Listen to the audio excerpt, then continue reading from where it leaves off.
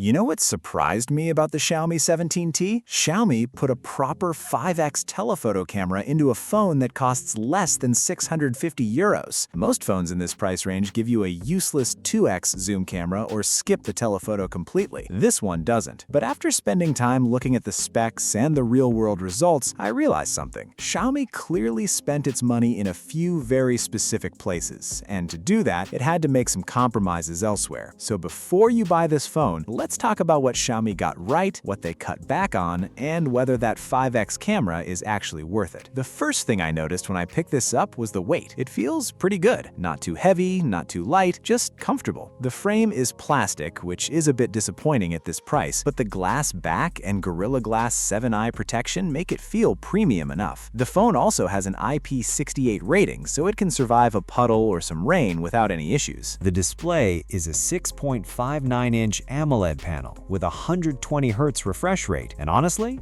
it looks much better than I expected for this price. 3500 nits peak brightness means you can use this phone outside in direct sunlight and still see everything clearly. No squinting, no shade hunting. It just works. Now the cameras. This is where the phone really tries to stand out. The main camera is a 50-megapixel sensor with optical image stabilization. It takes detailed photos with natural colors. Leica tuning gives you two options. Vibrant makes colors pop. Authentic gives you a more natural look. Both look great in good lighting, but the star is the 5x periscope telephoto lens. It is also 50 megapixel with optical zoom. You can zoom in 5x without losing any quality. 10x still looks sharp. Even 20x is usable. In good light, the detail is genuinely impressive. You can capture subjects from far away, and they look like they are right in front of you. There is a 12-megapixel ultra-wide lens too. It works for landscapes and group shots, but it is not as good as the other lenses. No autofocus, struggles in low light. So if you are a zoom fan, this phone is a dream. If you love ultra-wide shots, you might feel let down. Low light performance on the main camera is solid. The telephoto also holds up well, but push it to extreme zoom in the dark and quality drops. Video recording goes up to 4K at 60 FPS. You can shoot in log format and apply LUTs. That is professional level stuff for a phone under 650 euros. Now the battery.